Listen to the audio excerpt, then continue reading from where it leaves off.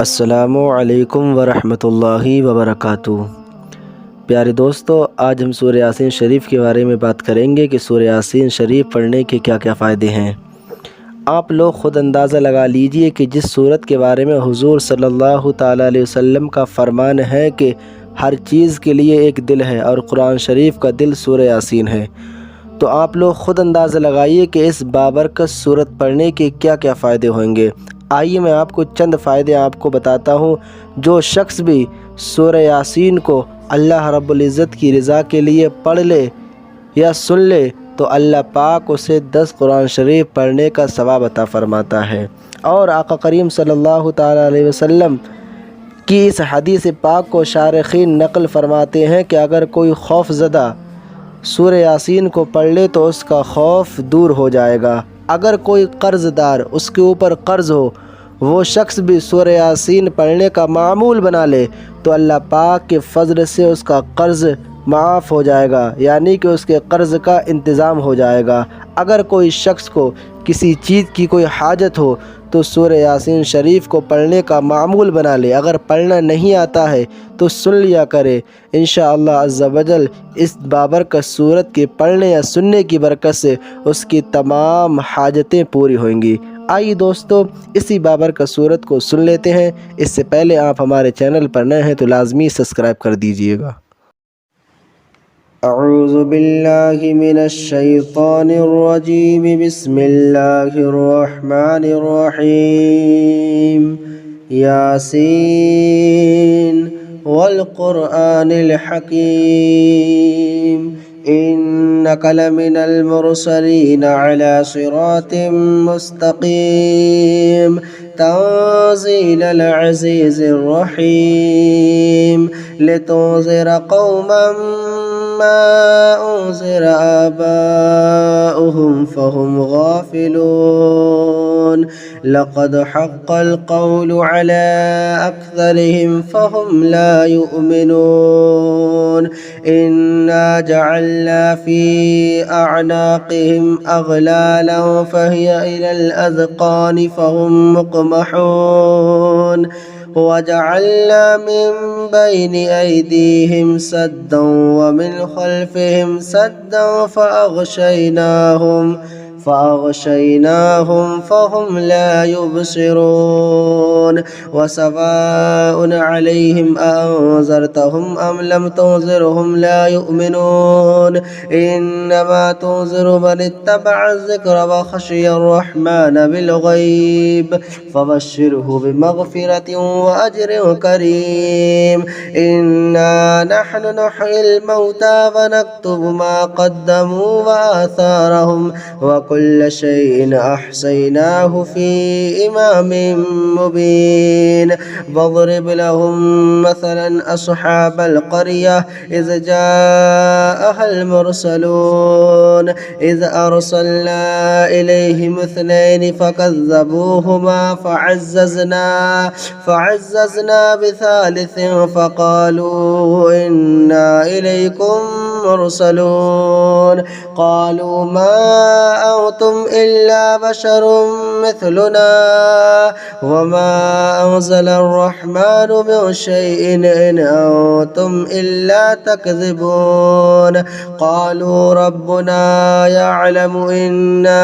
इलैकुम लमुरसलून वमा अलैना इल्लल बलागुल मुबीन, क़ालू इन्ना ततय्यरना बिकुम लइन लम तंतहू लनरजुमन्नकुम व लयमस्सन्नकुम मिन्ना अज़ाबुन अलीम। क़ालू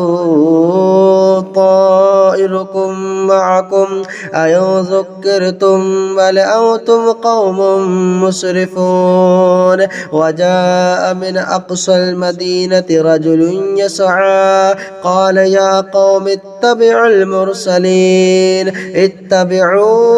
من لا يسألكم أجرا وهم مهتدون وما لي لا أعبد الذي فطرني وإليه ترجعون أأتخذ من دونه آلهة إن يردني الرحمن بضر لا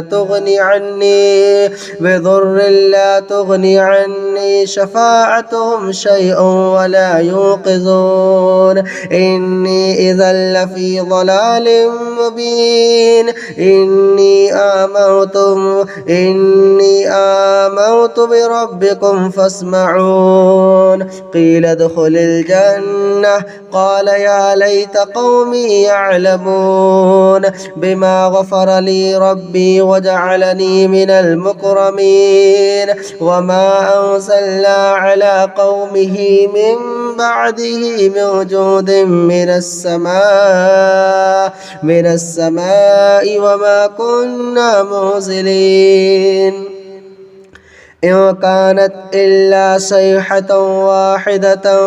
فإذا هم خامدون يا حسرة على العباد ما يأتيهم من رسول إلا كانوا به يستهزئون ألم يروا كم أهلكنا قبلهم من القرون أنهم إليهم لا يرجعون وإن كل لما جميع لدينا محضرون وآية لهم الأرض الميتة أحييناها وأخرجنا منها حبا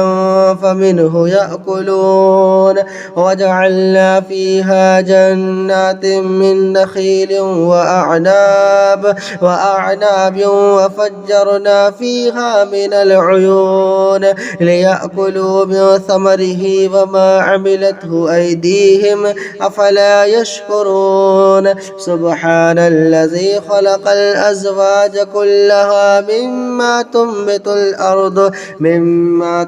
الأرض ومن أنفسهم ومما لا يعلمون وآية لهم الليل نسلخ منه النهار فإذا هم مظلمون والشمس تجري لمستقر لها ذلك تقدير العزيز العليم والقمر قدرناه منازل حتى عاد كالأرجون القديم لا الشمس ينبغي لها أن تدرك القمر ولا الليل سابق النهار وكل في فلك يسبحون وآية لهم أنا حملنا ذريتهم في الفلك المشحون وخلقنا لهم من مثله ما يركبون وإن نشأ نغرقهم فلا صريخ لهم ولا هم ينقذون إلا رحمة منا ومتاعا إلى حين وإذا قيل لهم اتقوا ما بين أيديكم وما خلفكم لعلكم ترحمون وما تأتيهم من آية من آيات ربهم إلا كانوا عنها معرضين وإذا قيل لهم أنفقوا مما رزقكم الله قال الذين كفروا للذين آمنوا أنطعم من لو يشاء الله أطعمه إن أنتم إلا في ضلال مبين ويقولون متى هذا الوعد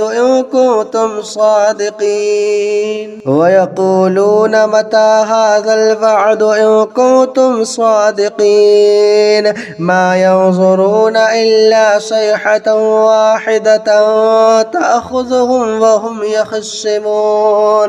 فلا يستطيعون توصية ولا إلى أهلهم يرجعون ونفخ في الصور فإذا هم من الأجداث إلى ربهم ينسلون قالوا يا ويلنا من بعثنا من مرقدنا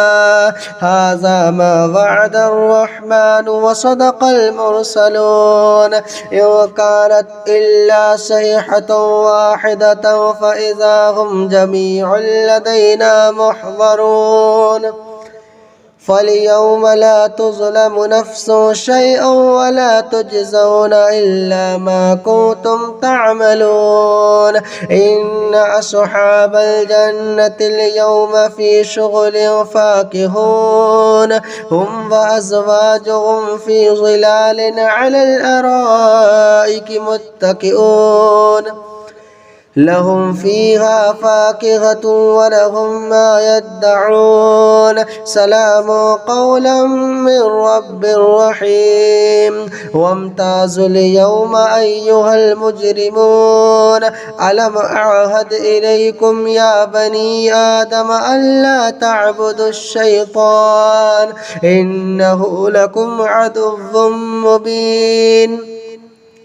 وأن اعبدوني هذا صراط مستقيم ولقد أضل منكم جبلا كثيرا أفلم تكونوا تعقلون هذه جهنم التي كنتم توعدون اصلوها اليوم بما كنتم تكفرون اليوم نختم على أفواههم وتكلمنا أيديهم وتشهد أرجلهم بما كانوا يكسبون ولو نشاء لطمسنا على أعينهم فاستبقوا الصراط فأنا يبصرون